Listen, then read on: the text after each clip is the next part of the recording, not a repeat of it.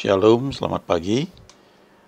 Ada satu hal penting dalam kehidupan Kristen, yaitu soal merenungkan firman Tuhan. Kayaknya kita mungkin sudah sering mendengar, ya, sehingga kita merasa sudah cukup paham. Tapi kalau kita belajar ya dari orang-orang yang memang suka merenungkan firman, maka ada banyak hal yang menarik ya. Saya pribadi dulu juga tidak terlalu mengerti. Saya pikir yang penting saya sudah baca Alkitab, sudah cukup. Tapi ada yang namanya merenungkan. Biasanya ayat sentralnya itu di Mazmur 1. Mazmur 1 ayat 1, 2, dan 3. Dikatakan di sini, berbahagialah orang yang tidak berjalan menurut nasihat orang fasik, yang tidak berdiri di jalan orang berdosa, dan yang tidak duduk dalam kumpulan pencemooh. Ayat 2, tetapi yang kesukaannya ialah Taurat Tuhan, dan yang merenungkan Taurat itu siang dan malam. Lalu ayat 3, ini akibatnya ya. Ia seperti pohon yang ditanam di tepi aliran air, yang menghasilkan buahnya pada musimnya, dan yang tidak layu daunnya, apa saja yang diperbuatnya berhasil. Biasanya kalau dulu saya belajar ya, ini salah satu ayat hafalan. Kemudian satu lagi adalah Yosua 1 ayat 8. Ini juga menjadi ayat hafalan. Janganlah engkau lupa memperkatakan kitab Taurat ini, tetapi renungkanlah itu siang dan malam, supaya engkau bertindak hati-hati sesuai dengan segala yang tertulis di dalamnya. Sebab dengan demikian perjalananmu akan berhasil dan engkau akan beruntung. Atau bahasa Inggrisnya good success. Nah, kembali ke Mazmur 1 tadi, kalau kita baca di sini, berbahagialah orang yang tidak berjalan menurut nasihat orang fasik. Kata berbahagia ini dalam terjemahan bahasa Inggris dipakai kata diberkatilah. Bahkan dalam Amplified Bible itu ada tambahan keterangan ya, membuat iri orang lain. Jadi ketika kita ini diberkati, nah kalau dibilang diberkati itu tidak selalu berarti materi yang melimpah, yang kelihatan oleh mata, tapi artinya luas. Ya, orang bisa punya materi banyak, tapi belum tentu bisa menikmati. Orang bisa punya materi yang sangat banyak, tapi belum tentu hidup dalam kesehatan ya. Misalnya seperti itu. Ada banyak ya contoh-contohnya. Nah, kata berbahagia di sini dibilang membuat iri orang lain, itu kalau kita berjalan tidak menurut nasihat orang fasik. Apa itu orang fasik? Orang fasik itu orang yang tidak mengenal Tuhan. Walaupun barangkali dia ibadah rutin setiap hari Minggu, bisa saja dia ke gereja, dia rajin, tetapi nasihat dia adalah nasihat yang lahir bukan karena bergaul dengan Tuhan atau karena merenungkan firman Tuhan. Nah, orang fasik inilah yang kadang-kadang tanpa kita sadar memberi masukan, nasihat yang kemudian itu menjadi patokan ya atau petunjuk buat kita melakukan sesuatu. Padahal kalau kita bandingkan dengan Yesaya 55 ayat 6, dikatakan, carilah Tuhan selama ia berkenan ditemui, berserulah kepadanya selama ia dekat. Lalu ayat 7 mengatakan begini, baiklah orang fasik meninggalkan jalannya, dan orang jahat meninggalkan rancangannya. Baiklah ia kembali kepada Tuhan, maka dia akan mengasihaninya, dan kepada Allah kita, sebab ia memberi pengampunan dengan limpahnya. Lalu ayat 8 dan ayat 9 ini sering dikutip. Sebab rancanganku bukanlah rancanganmu, dan jalanmu bukanlah jalanku. Demikianlah firman Tuhan. Seperti tingginya langit dari bumi, demikianlah tingginya jalanku dari jalanmu, dan rancanganku dari rancanganmu. Dari dua ayat yang terakhir ini, ayat 8 dan ayat 9 dari Yesaya 55, ini kita melihat bahwa rancangan Tuhan tuh begitu tinggi, tidak terselami, ya, nggak dapat dibandingkan dengan rancangan kita. Dan jalan kita ini dikatakan di sini bukan jalan Tuhan. Tapi kalau kita baca dua ayat ini, kita perlu lihat ayat sebelumnya. Dikatakan, baiklah orang fasik meninggalkan jalannya, dan orang jahat meninggalkan rancangannya. Jadi, ayat 8 dan ayat 9, ketika dikatakan rancanganku bukan rancanganmu, jalanmu bukan jalanku, dan seperti tingginya langit dari bumi, demikianlah tingginya jalanku dari jalanmu, rancanganku dari rancanganmu. Ini bicara tentang rancangan orang fasik. Orang fasik itu orang yang tidak kenal Tuhan, atau orang yang mengaku kenal Tuhan tapi tidak hidup dalam pergaulan dengan Tuhan. Jadi ide atau nasihat yang dia terima atau dia berikan itu bukan lahir dari hubungan dengan Tuhan.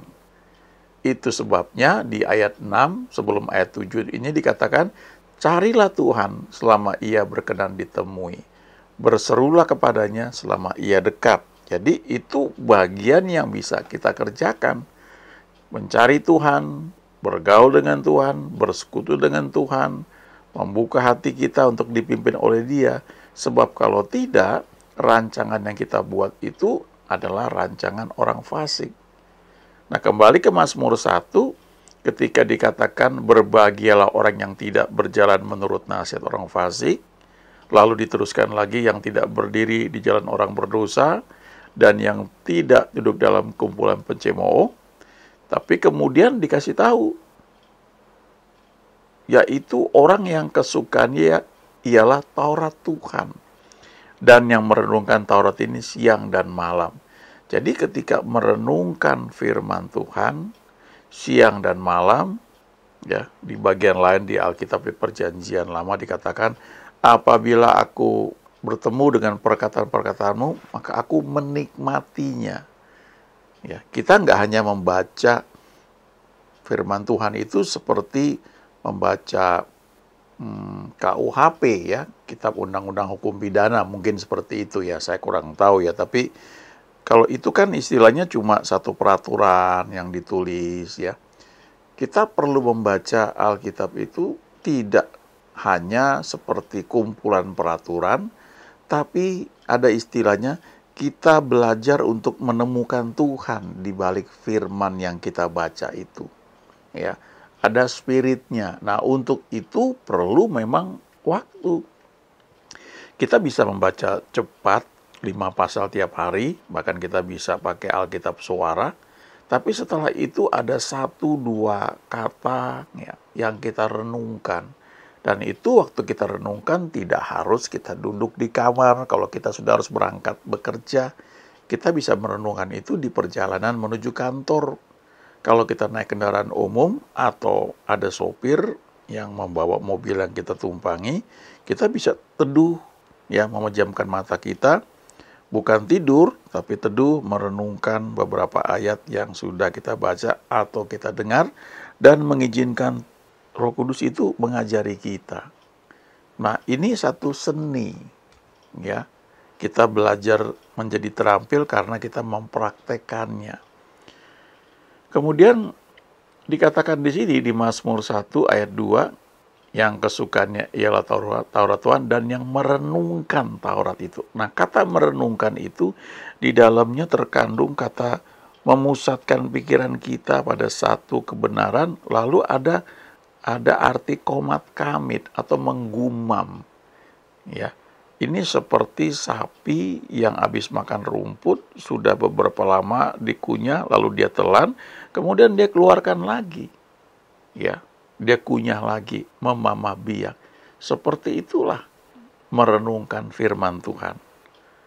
Kemudian kalau kita baca ayat yang tadi sudah saya sebutkan, Yosua 1 ayat 8, perintah Tuhan kepada Yosua ketika dia dipilih untuk menggantikan Musa, yang pertama dia bilang jangan takut, kuatkan, teguhkan hatimu, engkau yang aku pilih, aku menyertai engkau. Tapi kemudian ada hal praktis yang Tuhan perintahkan kepada Yosua, yaitu jangan lupa memperkatakan kitab Taurat ini. Ya, waktu itu ya kitab Taurat baru ada 5 ya, kitab Taurat Musa. Tapi itu pun Tuhan perintahkan untuk diperkatakan, direnungkan siang dan malam. Lalu akibatnya apa dikatakan di sini? Kalau kamu perkatakan, kamu renungkan, maka dampaknya engkau akan bertindak hati-hati sesuai dengan segala yang tertulis di dalamnya. Jadi sebenarnya bagaimana kita belajar punya sikap yang baik, bagaimana kita bisa berkata benar, bisa bertindak benar, itu karena kita merenungkan firman Tuhan dan memperkatakannya. Sehingga firman Tuhan itu menjadi satu konsep cara berpikir, memagari segala tindakan kita. Nah, firman Tuhan berkata di sini kepada Yosua, supaya engkau bertindak hati-hati sesuai dengan segala yang tertulis di dalamnya, maka dengan demikian perjalananmu akan berhasil dan engkau akan beruntung. Ya. Saya pernah baca buku bertahun-tahun yang lalu, ada seorang hamba Tuhan yang dia cerita, dia itu sekolah di satu seminari, ya, dia khusus belajar firman Tuhan. Satu ketika karena dia begitu haus untuk mengenal Tuhan, dia puasa, ya. Lalu Tuhan tunjukkan satu penglihatan kepada dia tentang manusia rohani dia, artinya kehidupan rohani dia. Ternyata dia itu seperti, dia bilang, saya seperti orang yang kurus, yang dengan susah payah mau bergerak melawan arus, di mana ada banyak roh-roh jahat di sekelilingi saya, menghalangi saya. Lalu di situ dia bilang Tuhan mengajarkan dia tentang bagaimana merenungkan firman Tuhan. Dan selama setahun memang radikal ya, karena dia juga memang hamba Tuhan ya. Jadi dia bilang selama setahun dia puasa dan dia tidak baca buku apapun kecuali Alkitab. Dia renungkan firman Tuhan itu bisa satu hari 5-6 jam ya. Ya memang kondisi dia memungkinkan dan dia memutuskan untuk seperti itu. Dan setelah setahun dia ceritakan bahwa ketika dia melayani, karunia-karunia Roh Kudus itu mulai bekerja ya. Dan dia menjadi orang yang sangat efektif ya, efisien dalam pelayanan. Nah, dia cerita bagaimana merenungkan firman. Ya, kalau baca buku dia mungkin tipis ya, tapi itu syarat dengan kalimat demi kalimat, itu syarat dengan kebenaran ya yang dia sampaikan. Kembali ke Mazmur 1 ya, yang dikatakan kesukaannya Taurat Tuhan dan merenungkan Taurat itu siang dan malam. Kata merenungkan atau meditate ya, meditasi dalam bahasa aslinya itu, dalam bahasa Yunani itu artinya memikirkan sesuatu. Juga ada terkandung menggunakan imajinasi, membayangkan. Jadi kalau memang kita merenungkan firman, itu ada satu waktu tertentu yang ketika kita renungkan itu jadi kayak film ya dalam imajinasi kita. Dan itu membuat baca firman, merenungkan firman itu jadi menarik sekali. Ya. Nah, bagaimana cara kita belajar baca firman Tuhan? Salah satu tujuan yang perlu kita ingat ya, waktu kita merenungkan firman Tuhan atau kita meditasi ya, merenungkan firman Tuhan ini ya, adalah memperbarui pikiran, cara berpikir kita, dan untuk menemukan Tuhan di balik firman-Nya ya. Berhubungan dengan Tuhan di balik firman-Nya ya. Yohanes 1 berkatakan pada mulanya adalah firman. Firman itu bersama-sama dengan Allah dan firman itu adalah Allah ya. Jadi dengan baca firman itu kita bisa menemukan Tuhan ya. Artinya berhubungan dengan Tuhan lewat firman-Nya. Kita bisa lakukan meditasi itu menurut topik ya, topik-topik tertentu ya, misalnya kita mau belajar mengenai baptisan ya. Kita cari dalam bahasa Yunani, dari bahasa Ibrani, apa artinya, akar katanya seperti apa. Jadi kita bisa melihat ya banyak hal tentang baptisan. Kemudian bisa juga dari studi eksposisi ya. Kalau eksposisi itu artinya ada ayat demi ayat dari salah satu kitab ya, kita renungkan, kita pelajari.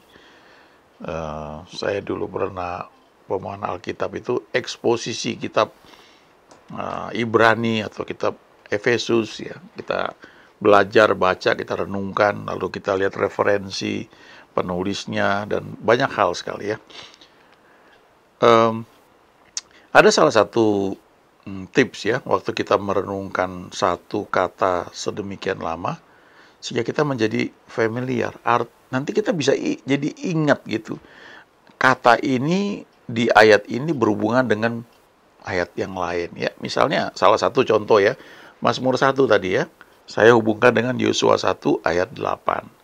Tapi juga bisa berhubungan dengan firman Tuhan di bagian lain yang mengatakan berbahagialah atau diberkatilah orang yang mengandalkan Tuhan, yang menaruh harapnya kepada Tuhan ya.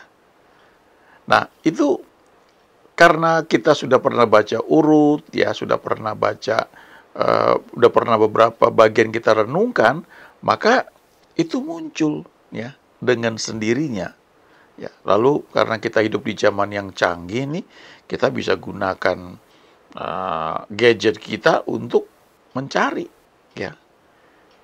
Misalnya waktu kita search ketemu Yeremia 17 ayat 7 ya, diberkatilah orang yang mengandalkan Tuhan, yang menaruh harapannya pada Tuhan.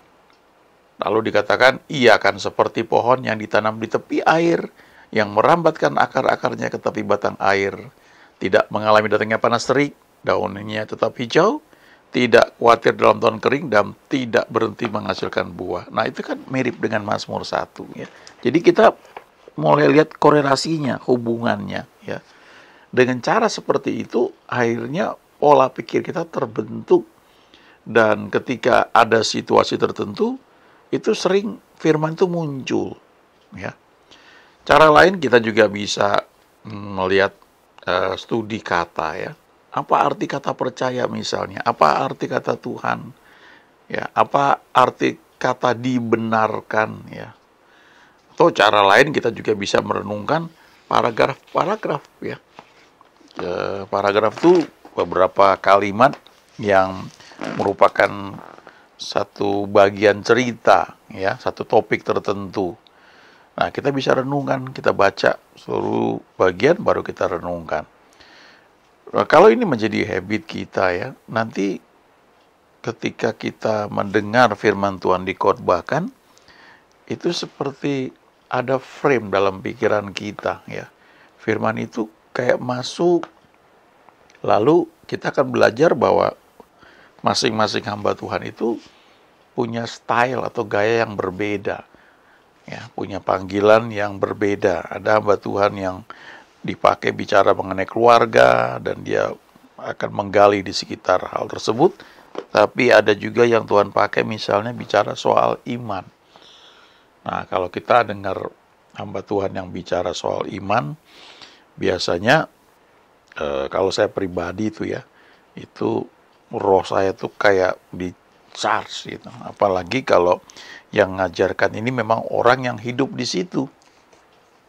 Iman itu diperlukan untuk kita menarik janji Tuhan yang sudah kita terima di alam rohani ya, spiritual realm itu menjadi terrealisasi dalam dunia nyata, dunia fisik di mana kita ada. Nah, saya pernah cerita juga bahwa iman itu seperti indera keenam ya. Iman itu menerima sesuatu yang tidak dapat ditangkap oleh indera kita. Nggak bisa ditangkap oleh mata, oleh telinga, oleh hidung ya, oleh lidah kita atau kulit kita, tapi kita tahu jauh di kedalaman hati kita ada keyakinan yang kuat bahwa hal itu ada ya. Itu yang namanya iman ya. Dan itu step by step kita dibawa memperluas comfort zone kita, kadang-kadang melalui satu krisis untuk terjadi terobosan dan kita mengalami beberapa mujizat yang membuat kita sadar bahwa Tuhan itu hidup, senantiasa ada bersama kita. Ya, perlu kesetiaan setiap hari lakukan hal ini, nanti menjadi habit dan kita yang menikmati hasilnya. Amin.